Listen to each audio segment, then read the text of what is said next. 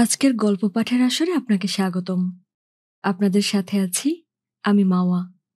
আমার আজকের নিবেদন আহমদ ছপার লেখা একটি উপন্যাস, বলা যায় প্রেমের উপন্যাস, অর্ধেক নারী অর্ধেক ঈশ্বরী।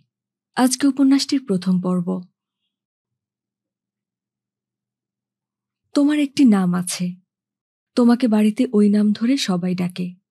তোমার মা বাবা, ভাই বোন, আত্মীয় স্বজন, পাড়ার লোক, সবাই। ক্লাসের হাজিরা খাতায় ওই নামটি লেখা হয়েছে। ওই নামে লোকে তোমার কাছে চিঠিপত্র লেখে। এই পত্রলেখকদের অনেকেই নিজেদের নামধাম উজ্জ্ব রেখে মনের গহন কথাটি প্রকাশ করে থাকে। তোমার মা অত্যন্ত সতর্ক এবং সাবধানী মহিলা। তার ঘ্রাণশক্তি অত্যন্ত প্রখর। এই ধরনের চিঠি তার হাতে পড়া মাত্রই ষষ্ঠ ইন্দ্রিয় দিয়ে অনুভব করতে পারেন ভেতরের কাগজে দাহ্য পদার্থ রয়েছে। তিনি কাল বিলম্ব না করে এই উড়ে আসা চিঠিগুলো গ্যাসের চুলোয় জ্বালিয়ে ফেলেন।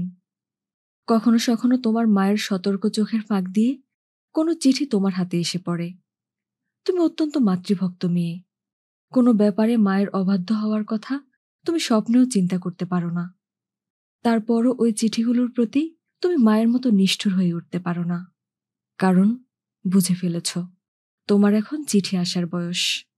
যেসব চিঠি তোমার হাতে পড়ে, তোমার মা যাতে ঘুণাক্ষরেও টের না পান, অত্যন্ত সন্তর্পণে সেজন্যে বাথরুমে গোসল করার সময় মর্ম উদ্ধার করতে চেষ্টা করো।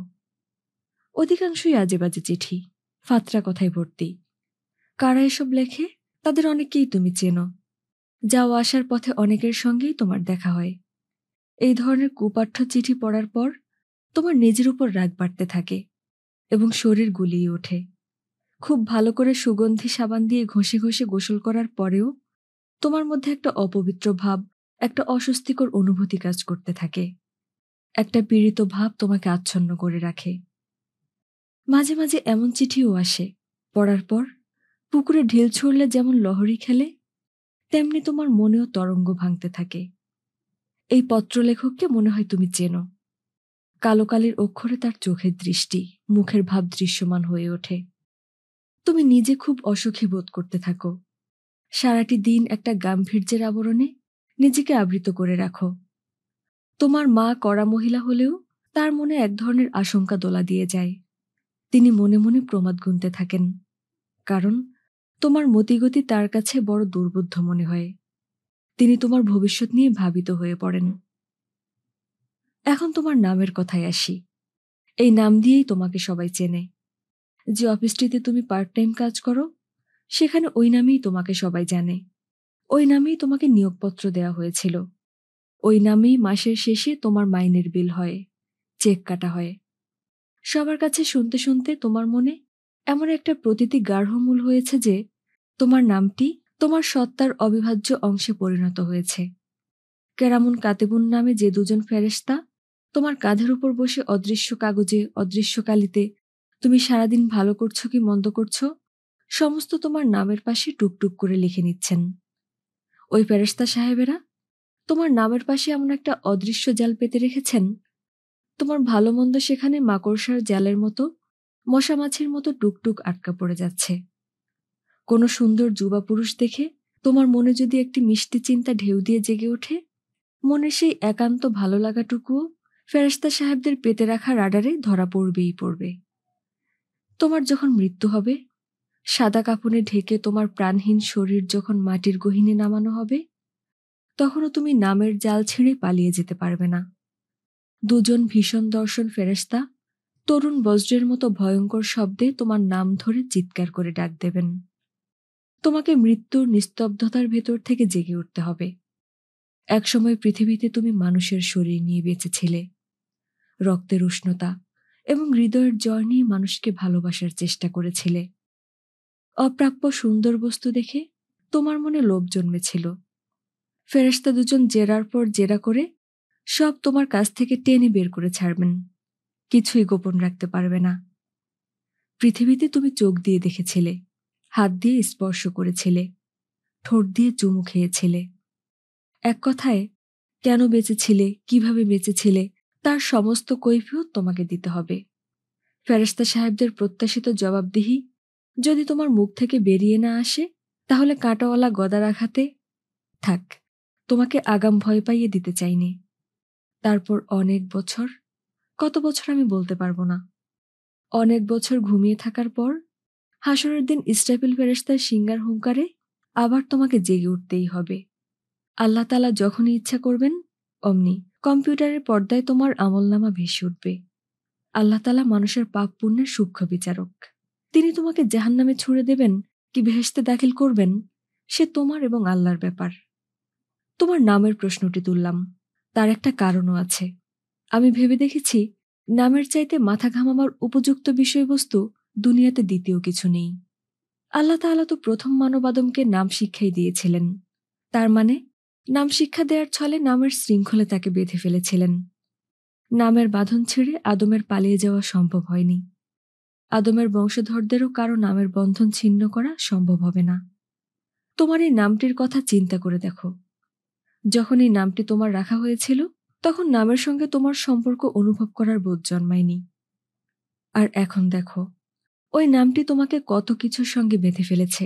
মা বাবা, আত্মীয় স্বজন, পাড়াপড়শি, এমনকি গোপনে গোপনে যারা তোমাকে ভালোবাসে, সবার মনে ওই নামটি তোমার অস্তিত্বের প্রতীক হিসেবে স্থান বিবর্জিত সর্বনাম রূপে এমনভাবে গেঁথে আছে, তুমি ইচ্ছে করলে মুছে ফেলতে পারবে না।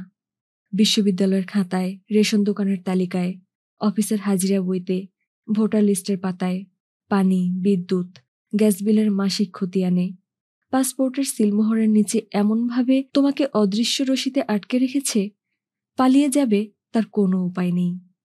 এমনকি মরে গিয়েও না।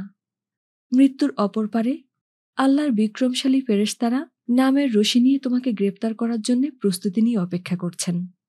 স্বয়ং আল্লাহ তাআলার ঘরেও তোমার নামটি রেকর্ড হয়ে গেছে।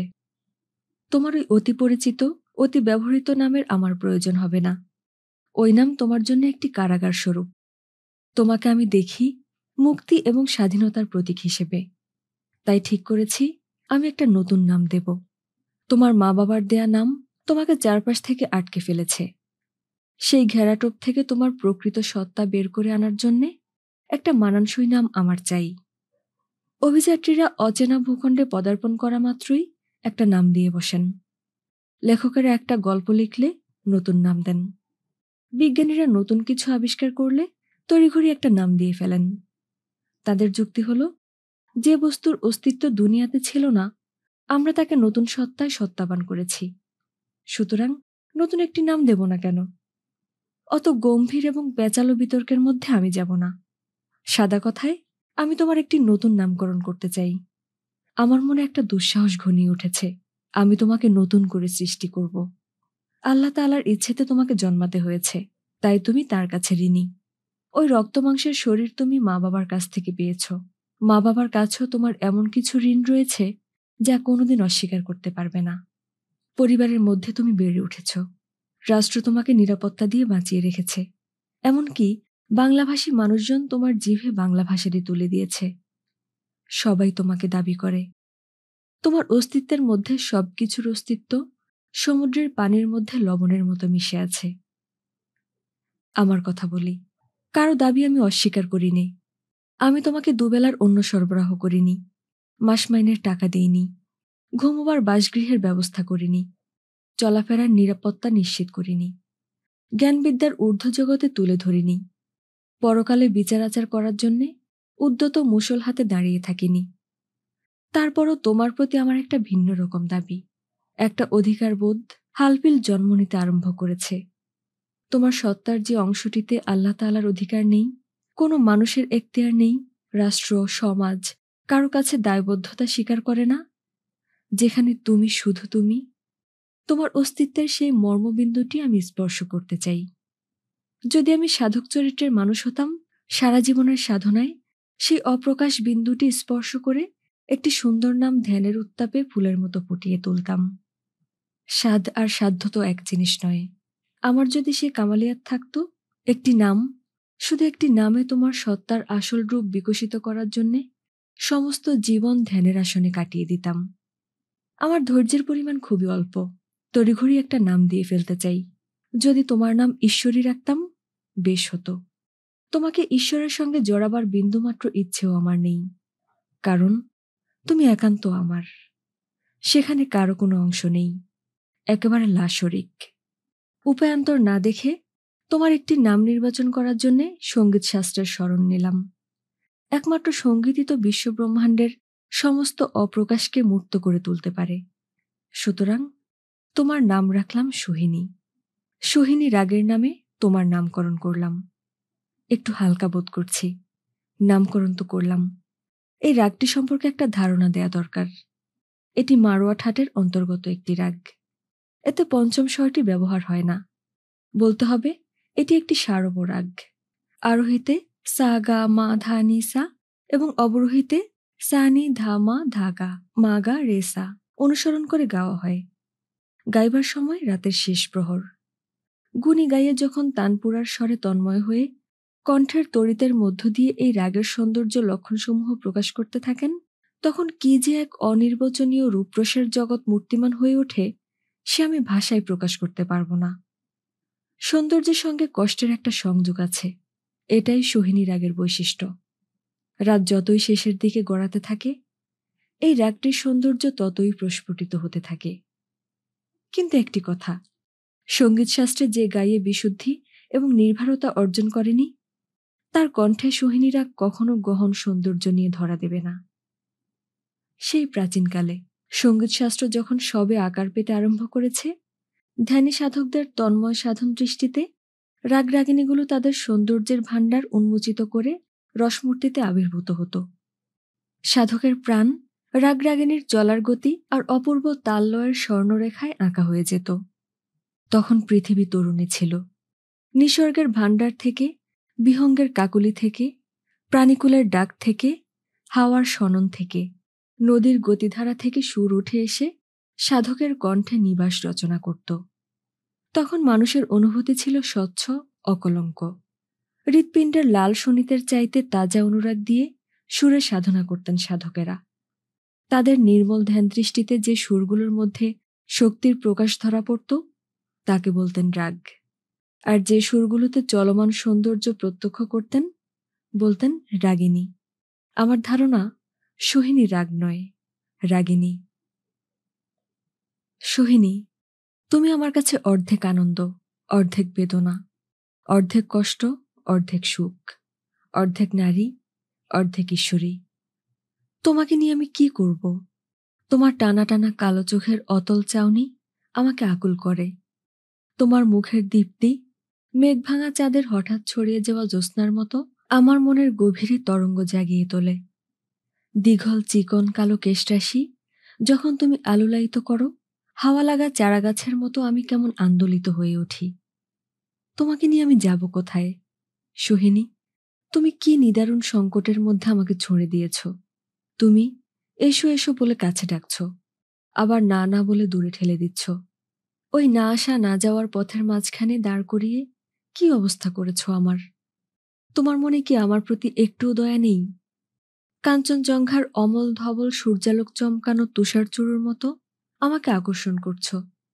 আমি যত দূর যাই, যত দূর যেতে থাকি, কাঞ্চনজঙ্ঘা তত দূরে পিছোতে থাকে। ক্লান্ত হয়ে থমকে দাঁড়িয়ে যখন অদৃষ্টকে ধিক্কার দিতে থাকি, সোনা মাখানো কাঞ্চনজঙ্ঘার সমস্ত তুষার মধুর হাসি ছড়িয়ে দিয়ে হাতছানিতে ডাকতে থাকে। এই তো আমি সেই কতকাল থেকে দাঁড়িয়ে দাঁড়িয়ে তোমার প্রতীক্ষা করছি। তুমি আমাকে কি নিষ্ঠুর অগ্নি পরীক্ষার মধ্যে ফেলে দিয়েছ। নিজের সঙ্গে আমাকে কি কঠিন লড়াইটাই না করতে হচ্ছে। আমি যে দাঁড়িয়ে থাকব তার উপায় নেই, সামনে পা ফেলব সে শক্তিও পাচ্ছি নে। এই না চলা না দাঁড়ানো অবস্থা, তার কি যে যন্ত্রণা। তোমার সঙ্গে যখন প্রথম দেখা হলো, সেদিন কি বার, কোন মাস, দিবসের কোন প্রহর, কিছুই মনে নেই। শুধু মনে আছে তোমার সঙ্গে দেখা হলো। চরাচর চিরে তুমি যখন আবির্ভূত হলে, রজনীগন্ধার বোটার মতো যখন ঈষৎ নত হয়ে দাঁড়ালে, আমার শরীরের সমস্ত রক্ত মিছিল করে উজানে চলতে আরম্ভ করল। চেতনার স্তরে স্তরে উৎসবের সাড়া পড়ে গেল। আচমকা আমি বলে উঠলাম, আমি পেয়েছি, পেয়ে গেছি। নিজের উচ্চারণে নিজেই চমকে গেলাম। এ কি বলছি আমি? সামনে তুমি দাঁড়িয়ে। আমার মনে হলো তুমি আসবে বলে, এসে এমনি করে দাঁড়াবে বলে কতকাল ধরে তোমার প্রতীক্ষায় আমি অধীর ছিলাম। আজ তুমি এসে গেছ। তোমার এলানো চুলের গোছা ছড়িয়ে পড়েছে, চোখের তারা দুটো থরথর কাঁপছে, শরীর থেকে সুঘ্রাণ বেরিয়ে আসছে। বহুকাল আগে বিস্তৃত একটি স্বপ্ন যেন আমার সামনে মূর্তিমান হয়েছে। শরীরের রেখাটি ঘিরে ঘিরে শাড়িটি কোমর ছাড়িয়ে বক্ষদেশ ছাড়িয়ে কাঁধের উপর উঠে এসেছে। আঁচল প্রান্ত হালকা হাওয়ায় একটু একটু করে কাঁপছে। আমি মৃদু খসখস শব্দ শুনতে পাচ্ছি। দুটো গানের কলি ঢেউ দিয়ে মনের মধ্যে জেগে উঠল। সোহাগ ভরে অনুরাগে জড়িয়ে ধীরে ধীরে বেনারসি পেঁচ দিয়েছে শরীর পল্লবীরে।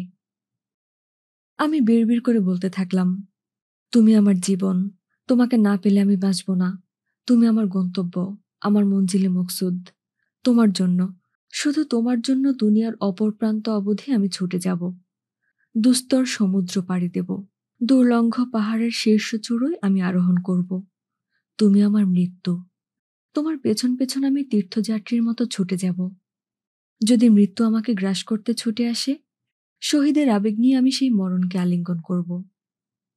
সোহিনী, তুমি আমার বুকে কি এক দুঃসাহসের জন্ম দিয়েছ, কি এক অসম্ভব আশা আমার মনে রক্ত শতদলের মতো ফুটিয়ে তুলেছ।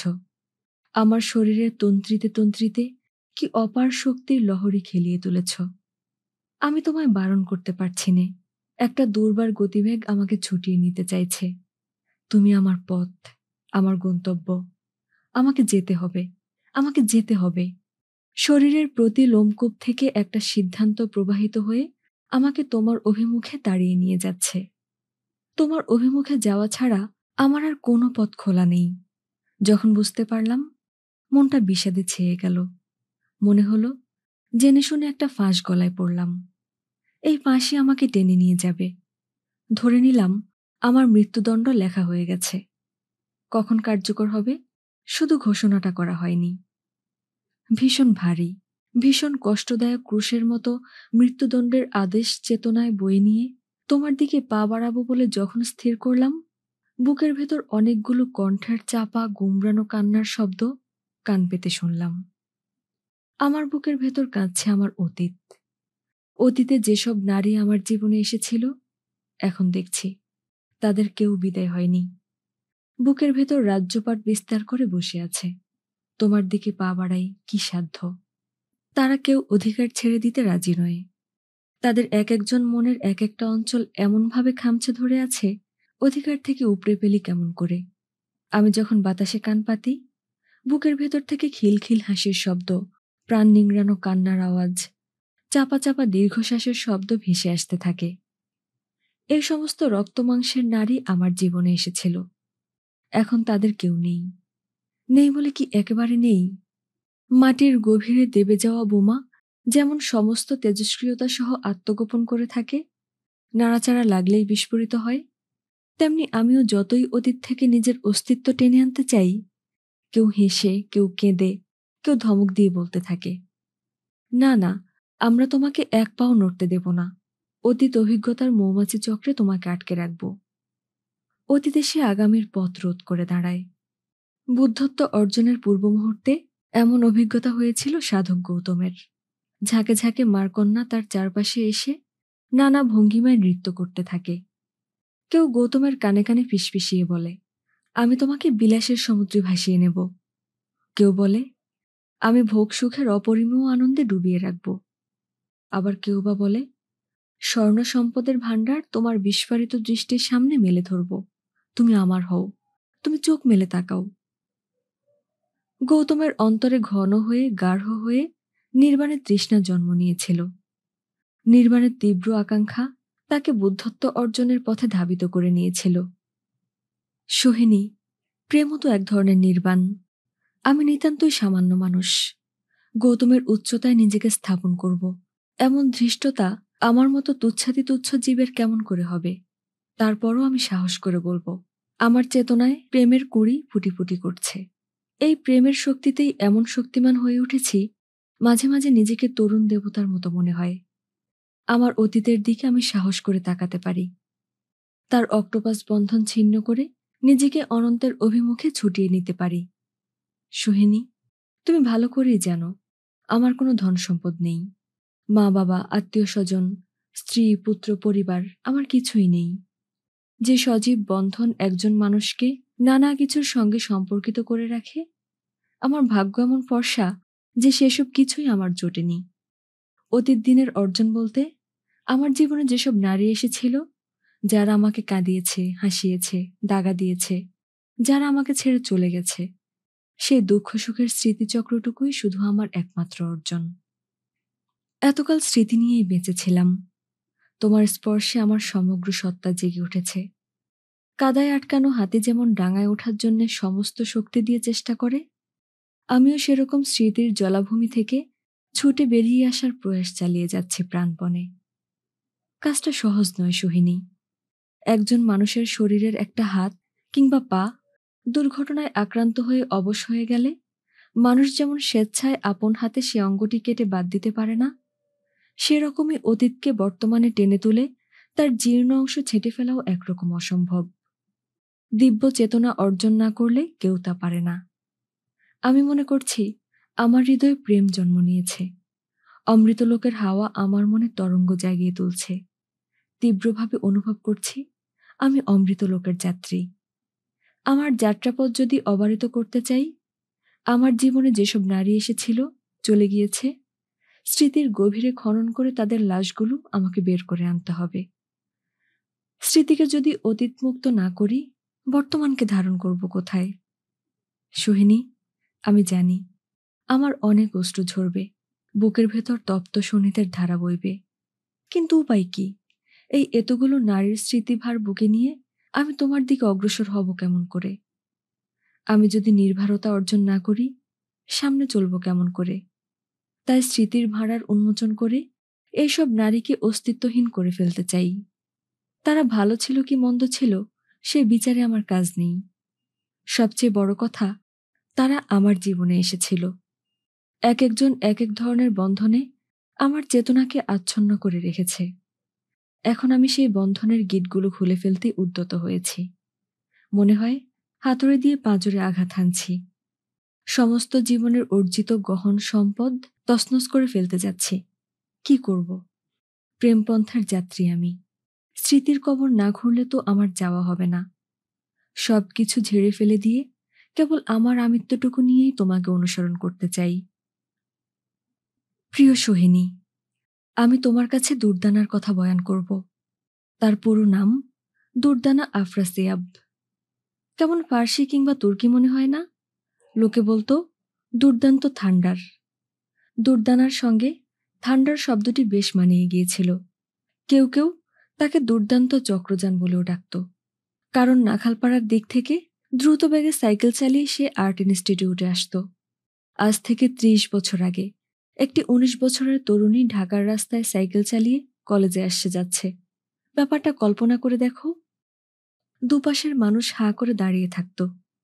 খাইবার মেল ছবিতে পাঞ্জাবি হিরোইন নীলুর লড়াকুপনা দেখে তৃতীয় শ্রেণীর দর্শকেরা যেমন শীষ দিত, অশ্লীল মন্তব্য ছুড়ে দিত, তেমনি সাইকেল চালানোরত দুর্দানাকে দেখেও রাস্তার লোকেরা তাদের অবদমিত অনুভূতি অশালীন ভাষায় প্রকাশ করতে থাকত।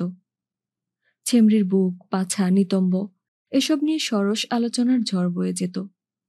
পাঞ্জাবি হিরোইন নীলুর কাজকারবার পর্দায় সীমিত ছিল, আর গোটা উন্মুক্ত রাজপথটাই ছিল দুর্দানার চলনক্ষেত্র।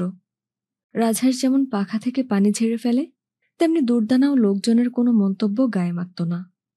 স্কুলগামী ছোট ছোট বাচ্চারা হাততালি দিয়ে সাইকেল চালানোরত দুর্দানাকে অভিনন্দন জানাত। দুর্দানা খুশি হয়ে হ্যান্ডেল থেকে দুহাত উঠিয়ে নিয়ে শুধু পায়ে প্যাডেল ঘুরিয়ে বাচ্চাদের তাক লাগিয়ে দিত। প্রিয় সোহিনী, আজ থেকে ৩০ বছর আগে ঢাকার রাস্তায় এত ভিড় ছিল না। অনায়াসে দুর্দানা স্কুলের বাচ্চাদের সাইকেলের খেলা দেখাতে পারত। এই দুর্দানার কথা আমি প্রথম শুনেছিলাম কলকাতায়, স্মৃতিকণা চৌধুরীর কাছে ১৯৭১ সালে। তখন তো মুক্তিযুদ্ধ চলছিল। আমরা কলকাতায় পালিয়েছিলাম। তখন স্মৃতিকণা চৌধুরীর সঙ্গে আমার পরিচয়।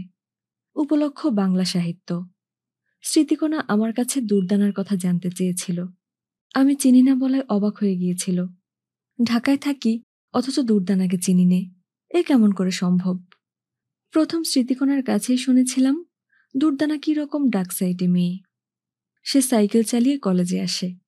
ছেলেদের সঙ্গে মারামারি করতেও তার বাধে না, প্রয়োজনে ছোড়াছুড়ি চালাতেও পারে। স্মৃতিকণার কাছে শুনে শুনে দুর্দানার একটা ভাবমূর্তি আমার মনে জন্ম নিয়েছিল।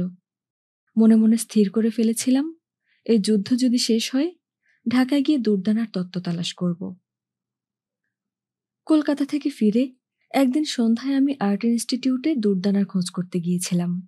দেখা হয়নি। সেদিন দুর্দানা ইনস্টিটিউটে আসেনি। আমি একজন ছাত্রকে চিনতাম। তার কাছে আমি একটা চিরকুট রেখে এসেছিলাম।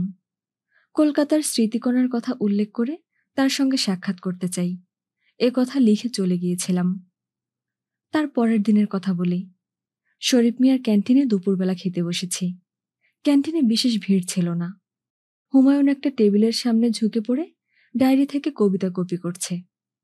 আমি তার পাশে গিয়ে বসতেই সে ডায়েরি থেকে মুখ না তুলেই বলল, জাহিদ ভাই, চিৎকার করবেন না, চুপচাপ খেয়ে চলে যাবেন। আমার কবিতার মাত্রা গড়বড় হয়ে যাচ্ছে, মেলাতে পারছি না। আপনি চিল্লাতে থাকলে আমার লেখার কাজ খতম। আমি হুমায়ুনের টেবিল থেকে উঠে এসে আরেকটা টেবিলে বসেছিলাম। তখনই চক্কর বক্কর শার্ট পরা ভদ্রমহিলাকে আমার নজরে পড়ে।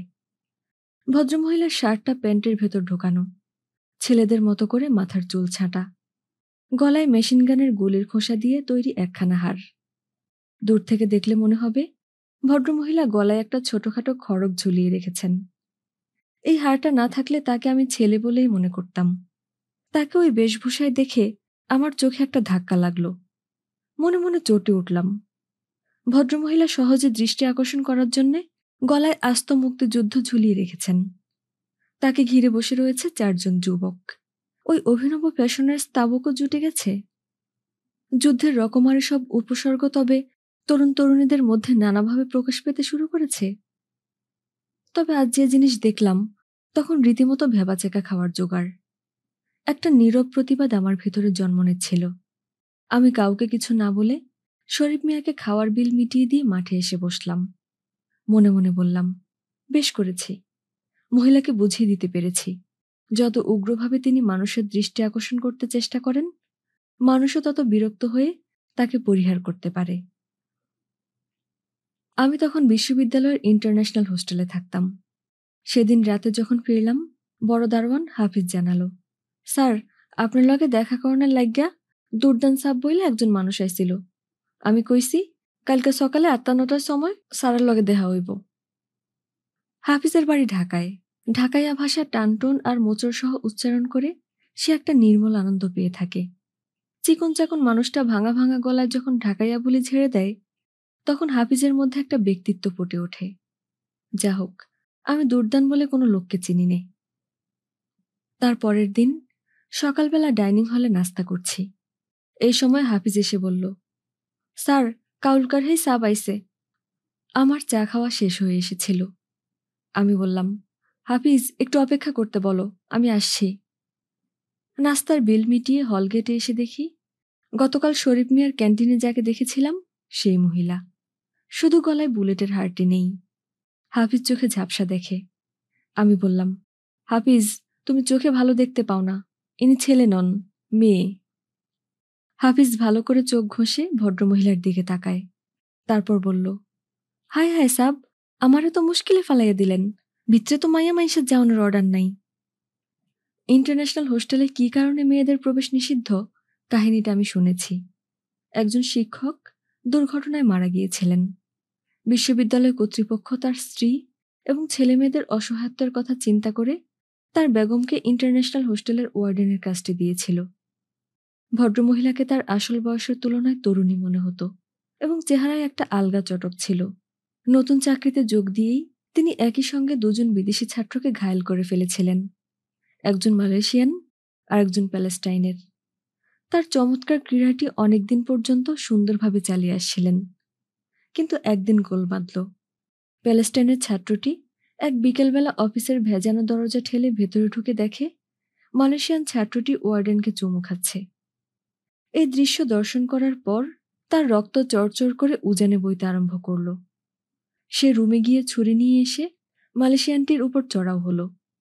আঘাতের লক্ষ্য ছিল বুক, কিন্তু মালয়েশিয়ানটি সরে যাওয়ায় লেগেছিল কাঁধে। তারপর থেকে হোস্টেলে কোনো মহিলা আসা নিষেধ। গল্পটি আমরা জানতাম।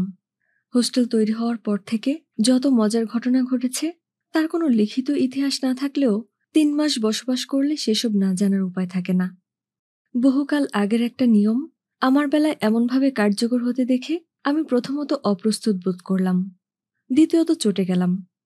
অপ্রস্তুত বোধ করলাম এ কারণে যে একজন ভদ্রমহিলার কাছে আমার মান-ইজ্জত খোয়া যাচ্ছে, তাকে আমি ঘরে নিয়ে যেতে পারছি নে।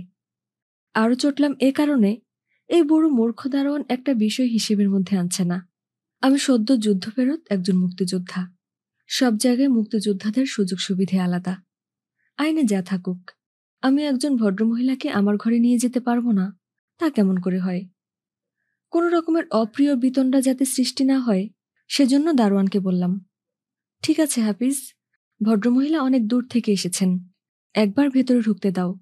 তবু তার গোঁ ভাঙল না। না সাব, কানুন ভাঙা যাইব না। ওয়ার্ডেন সাব আইলেও আওরত নিয়ে ভিতরে যাইবার পারব না। ভাইস চ্যান্সেলর সাব ভিনা। আমি দেখলাম ওই ঠেটা লোকটার সঙ্গে তর্ক করে লাভ নেই। আমি বললাম, তুমি ওয়ার্ডেন, ভাইস চ্যান্সেলর, যার কাছে ইচ্ছে নালিশ করো গিয়ে। আমি গেস্ট নিয়ে ভেতরে গেলাম। সে বলল, না সাব, সেটাও ভি ওইবার পারব না। ভদ্রমহিলা যাতে ভেতরে ঢুকতে না পারেন সেজন্য গেটে ঢোকার পথে ২ হাত বাড়িয়ে শক্ত হয়ে দাঁড়িয়ে রইল। আমি ভীষণ ক্ষেপে উঠছিলাম, কিন্তু কি করব সেটা ঠিক করতে পারছিলাম না। এতক্ষণ ভদ্রমহিলা একটি কথাও বলেননি, দাঁড়িয়ে আমাদের বিতর্ক শুনছিলেন। এবার তিনি হঠাৎ প্যান্টের পকেটে হাত দিয়ে একখানা ছুরি বের করে স্প্রিংয়ে চাপ দিয়ে দিলেন। সাঁই করে ৫.৫ ইঞ্চি ফলা বেরিয়ে ঝকঝক করতে লাগল। দারোয়ানকে বললেন, এই বুড়া মিয়া, দেখছো এটা কি? সরে দাঁড়াও, নইলে বুকের মধ্যে বসিয়ে দেব।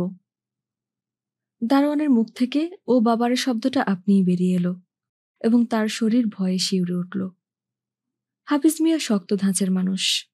একটা মেয়ে মানুষ ছুরি দেখিয়ে ভেতরে ঢুকবে তা কেমন করে হয়? তাহলে দারোয়ান হিসেবে তার মান সম্মানের কিছুই থাকে না। অল্পক্ষণের মধ্যে সামনে এগিয়ে গিয়ে দ্বিগুণ দৃঢ়তার সঙ্গে বলল, আপনি ছুরি মারবার চান মারেন ম্যাম সাব, আমি আপনারে ভেতরে যাইবার দিমু না। এই কথা শোনার পর দুর্দানা ছুরি বন্ধ করে প্যান্টের পকেটে ঢুকিয়ে রাখল। তারপর দারোয়ানের একটা হাত ধরে এমনভাবে টান দিল বেচারা একপাশে ছিটকে পড়ে গেল। মহিলা সেদিকে একবারও না তাকিয়ে বললেন, জাহিদ সাহেব, চলুন আপনার ঘরটা দেখে যাই। আমি মহিলার শরীরের জোর দেখে হতবাক হয়ে গিয়েছিলাম। স্মৃতিকণা তাহলে তার সম্পর্কে একটা কথাও বাড়িয়ে বলেনি। হাতে নাতে প্রমাণ পেয়ে গেলাম। দারোয়ানের নিষেধ ঠেলে ভদ্রমহিলা তো আমার ঘরে এলেন। যাই হোক, এই ঘটনার জের অনেক দূর গড়িয়েছিল। দারোয়ান রেগেমেগে ওয়ার্ডেনের কাছে নালিশ করেছিল। আইন লঙ্ঘন করা হয়েছে, তাতে কিছু আসে যায় না। একটা আওরাত শরীরের শক্তি খাটিয়ে তাকে এমন নাজেহাল করতে পারে, সেই জিনিসটি হজম করতে তার ভীষণ কষ্ট হচ্ছিল। চাকরি ছেড়ে দেবে এমন ঘোষণাও সে দিয়েছিল। সেদিনই বিকেলবেলা ওয়ার্ডেন আমার কাছে নোটিশ পাঠিয়ে জানালেন, আমাকে পত্রপাঠ তার সঙ্গে দেখা করতে হবে। আমাদের হোস্টেলের ওয়ার্ডেন দেখতে অত্যন্ত সুপুরুষ ছিলেন, কিন্তু ভেতরটা ছিল একেবারে ফাঁকা। বিশ্ববিদ্যালয় শব্দটি বাংলায় লিখতে তাকে ৩ বার ডিকশনারি দেখতে হতো। মাতৃভাষায় যার এমন অগাধ জ্ঞান, বিদেশি ছাত্রদের কাছে ইংরেজিতে চিঠিপত্র লিখে কি করে প্রশাসন চালাতেন এবং চাকরি টিকিয়ে রাখতেন সে কথা তিনি এবং তার আল্লাহ বলতে পারবেন। আমি বিকেল ৫টায় ওয়ার্ডেনের অফিসে গেলাম। তিনি আমাকে দেখা মাত্রই খেপে উঠলেন, জাহেদ সাহেব, আপনি হোস্টেলে এসব কি শুরু করেছেন? আমি বললাম, কি শুরু করেছি আপনিই বলুন। তিনি বললেন, এই হোস্টেলের রেসিডেন্ট হিসেবে আপনারই জানা উচিত এখানে কোনো মহিলার প্রবেশ সম্পূর্ণ নিষেধ। অথচ হোস্টেলের আইন ভেঙে একজন মহিলাকে আপনার রুমে নিয়ে গিয়েছেন। দারোয়ান বাধা দিলে তাকে ছুরি দিয়ে ভয় দেখানো হয়েছে। আপনি তো আর ফার্স্ট ইয়ারের ছাত্র নন, হোস্টেলের বোর্ডার হিসেবে নিয়মকানুন আপনার জানা থাকা উচিত। আমি বললাম, আপনি ঠিক কথাই বলেছেন, আমি ফার্স্ট ইয়ারের ছাত্র নই। এখন একটা বিষয় আপনার কাছে জানতে চাইব। ফার্স্ট ইয়ারের ছাত্রদের কাছে মহিলাদের যাওয়া আসার কোনো বাধা নেই। আমার ছাত্রজীবন শেষ হয়েছে অনেক আগে। আমার রুমে যদি একজন মহিলা আসেন তাতে বাধা দেয়া হয়, তার কারণ কি? ওয়ার্ডেন আব্দুল মতিন বললেন, সে কথা আপনি ভাইস চ্যান্সেলর সাহেবকে গিয়ে জিজ্ঞেস করুন। তিনি আইন করে হোস্টেলে মহিলাদের প্রবেশ নিষিদ্ধ করেছেন। আমার কাজ হোস্টেলের নিয়ম শৃঙ্খলা রক্ষা করা। আমি জবাবে বললাম, ভাইস চ্যান্সেলর সাহেব যদি আমাকে জিজ্ঞেস করেন, সে কৈফিয়ত আমি তাকে দেব। তিনি বললেন, তাহলে ব্যাপারটা আপনি ভিসি স্যারকে জানাতে বলেন। আমি বললাম, আপনার যাকে ইচ্ছা জানাতে পারেন। তারপর চলে এসেছিলাম। তারপর থেকে দুর্দানা আমার হোস্টেলে আসা যাওয়া করতে থাকে। কেউ কিছু বলেনি। এমনকি দারোয়ান হাফিজের সঙ্গেও দুর্দানা একটা ভালো সম্পর্ক করে নিয়েছে। কিভাবে সেটা সম্ভব হয়েছে আমি ঠিক বলতে পারবো না। সে এসেই জিজ্ঞেস করে, কি বুড়া মিয়া, কেমন আছেন? হাফিজ একগাল হেসে জবাব দেয়, মেমসাব ভালাই। হাফিজ পরিদর্শকের খাতাটা বাড়িয়ে দিয়ে বলে, মেমসাব, এখানে আপনার একটা সাইন লাগান। দুর্দানা আসার পর থেকে অন্য বোর্ডারদের রুমেও মহিলাদের আসা যাওয়া শুরু হয়ে যায়। মহিলাদের হোস্টেলে আসার বিধিনিষেধ উঠে গেল এবং সেই সুযোগটাকে পুরোপুরি কাজে লাগালেন স্বয়ং ওয়ার্ডেন আব্দুল মতিন। কিছুদিন পর তিনি দেশের বাড়িতে গেলেন এবং এক মহিলা সহ ফিরে এলেন। পরিচয় দিলেন তার স্ত্রী বলে। ইন্টারন্যাশনাল হোস্টেলের তার নিজের রুমটিতে তারা স্বামী স্ত্রী একই সঙ্গে বসবাস করতে আরম্ভ করলেন। কিছুদিন পর বলা নেই কওয়া নেই হঠাৎ পুলিশ এসে আব্দুল মতিন এবং তার স্ত্রীকে গ্রেপ্তার করে নিয়ে গেল। তখনই আমরা আসল ঘটনাটা জানতে পারলাম। ওয়ার্ডেন স্ত্রীর পরিচয়ে যে মহিলার সঙ্গে বসবাস করছিলেন, সে মহিলা তার বিয়ে করা স্ত্রী নয়।